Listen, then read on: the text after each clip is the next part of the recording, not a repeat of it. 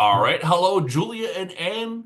Please tell my audience the plot and tone of your film Circusboy. The film Circusboy is a documentary for children and their families, and it's directly aimed for children to experience the life of the circus boy, Santino. He turns 11 years old in the beginning of the film, and he has this very special relationship to his great-grandpa. That is kind of looking back at his life over the course of 1 year that we followed the two of them. And Santino is just starting his life as a circus person, and he's involved with this big family. And it's a very family-friendly film about the connectedness between all these generations and on that are all connected in the idea of sustaining their life, of being this nomadic tribe that is bringing entertainment to the people. All right. And do both of you remember your first time going to the circus? If we went the first time now with the documentary No, or no, what? no, no. In real life, in your own life. Yes, if we ever went to circus before. Yeah. Do you remember going as a kid or Yeah. was it later in life? Yeah. I went when I was a kid with my grandparents, like all kids did in the 90s, I think. They went with their grandparents. And then later on it got like lost, you know? It wasn't like a cool thing to do anymore. I mean, because of age and also because of the way how people look at circus really changed. It's not, what is zeitgeist in English, Anna? It's Circus? zeitgeist. Als Zeitgeist? Okay. It's like not Um, like cultural zeitgeist yeah. art anymore. It's more like circus. Difficult. Yeah. And so I never went anymore. And now when we started researching, we had like it was in the COVID times, so they didn't do shows. And it took us some time till we watched the first show, and I felt like back in the 90s immediately. It was the same. Do you Yeah, remember? when I was a kid, I remember being in love with the trapeze artists. It was just the most magical thing. It was really, I mean, it sounds cheesy, but it was like flying to me. And I remember the nervousness in my fingers when it was not sure whether the one artist was grappling the rest of the other. So yeah, I vividly remember, but then the same as with Julia, I totally forgot about circus in a way. It was just out of my mind. Yeah, I never really thought about that. It was really a 90s thing. That maybe that was like the Yeah. last period where it was kind of maybe not cool, but something people would do. Yeah, Yeah. it Do you was like a cultural thing. Yeah.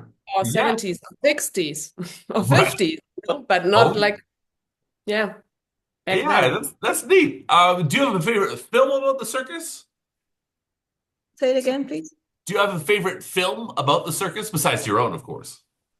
Mm, not really. I remember I had a thing for for the freaks. I don't know the English title. Yeah, Freaks. Um, Todd for the Browning. I had a thing for the freaks when I was in my 20s. Yeah. Um, but right now I don't have a favorite one. Julia, do you? No, you know what? It's as you can tell, we are not like super hardcore circus lovers. Okay. That's okay. That's okay.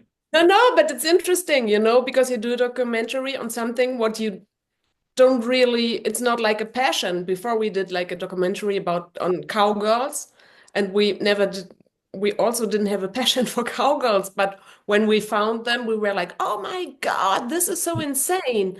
And with the circus, it's a different thing. It's not about doing circus. It's about the way how they live and it's about the community. It's like the circus show is only a small part of everything. It's not the main focus of the film and not the main focus of what we want to tell. I Right. think what's fascinating to us was that there's only this very small touching point between the circus community and they call us the privates. It's only the show, but before and after, everybody goes their separate ways. And for us, it was so fascinating to see that there's like a community in our society that is so closed off, that is not religious or anything else. It's just that they have experienced so much discrimination or so much this kind of because of their lifestyle that they keep to themselves. And for us, it was so fascinating to be a child in a community that is so closed off, but at the same time so dependent on the people that have to come and watch and pay the tickets. And we thought, what kind of childhood is this? And we found this very special place that has conserved so many things that kind of got lost in like major parts of our society. And we thought it's so special that something got preserved there that is so needed right now. All right. Do you find the film industry to be like a circus? Yeah, or a rock band. No, I don't know if it could be like that, but um, yesterday somebody said that the film is consoling. What is the word, Anna? Soothing. Soothing? Do I Soothing? say it? Yeah. Okay. And that's like such a good word, what I feel when I think about the place and the family, when like the world around is falling apart, this place, like the way how they are and how they treat each other and how they keep on this community really has something soothing. Thing. Soothing. Okay. Uh, Um, when did you, when did both of you start working together? How did you meet each other? in You films. know, in film school, yeah, we started in film school. I was studying directing and Julia was studying camera. And then after a couple of years, it was not like love on first sight, but after a couple of years, Julia needed a room and I had a room to spare. So we moved in with each other and we found that we had these crazy similarities in the things that we were attracted to. We just never figured it out before. And we found this great symbiosis, how great it is to work with each other because we both really like to ping pong. We're both Okay. not we're both not one woman bands. There's a lot of directors who are like, no, I want to do it all by myself.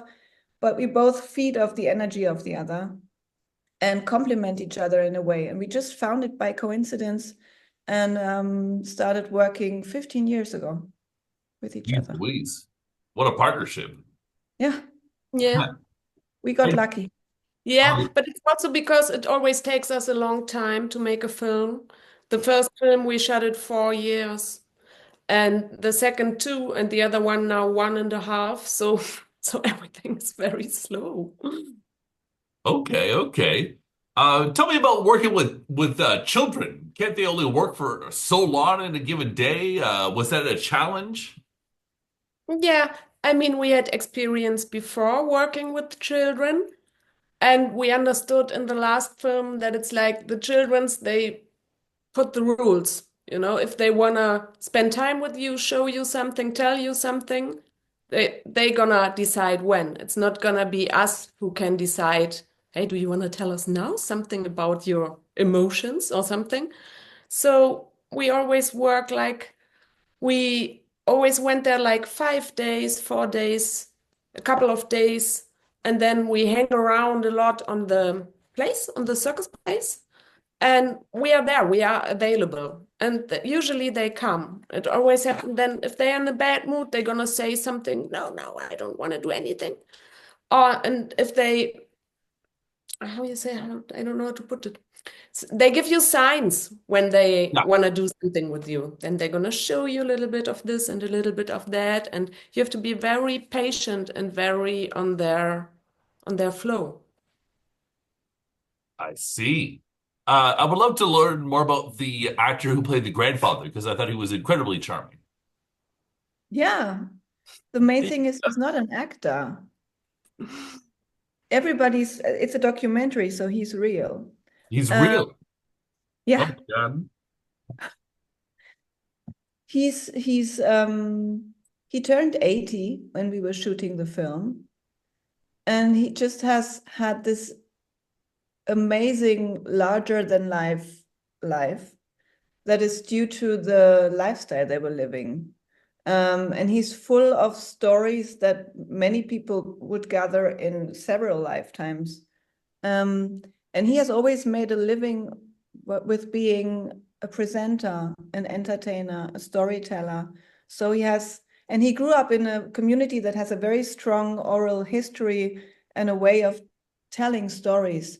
So he's maybe one of the best storytellers I've ever met in real life. Just he's so entertaining and so witty, and you can never tell when it is a bit of a Siemens yarn, what he's saying, and when it's actually real and true. And it's such a nice balance, but it's always entertaining and very warm. And he's kept really open-minded, even though he's really old, because he's really traveled the world with the circus. They went everywhere, from Korea to Morocco to Spain. He's just been everywhere. So he's very open-minded with people. Yeah. And I think he enjoyed to tell his life. He was the first person we spoke to, like longer. And I think he realized, oh, okay, here I can tell not just a couple of stories, I can really tell my life story. And I think he liked it, he enjoyed it. Heck, that's great. And yeah, it's a documentary, not a film. Sometimes I get swept up and I'm engaged in the emotions and I don't even know what's real anymore.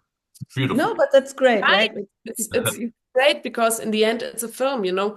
Yeah. When kids watch it, many times they are not conscious about that it's a documentary.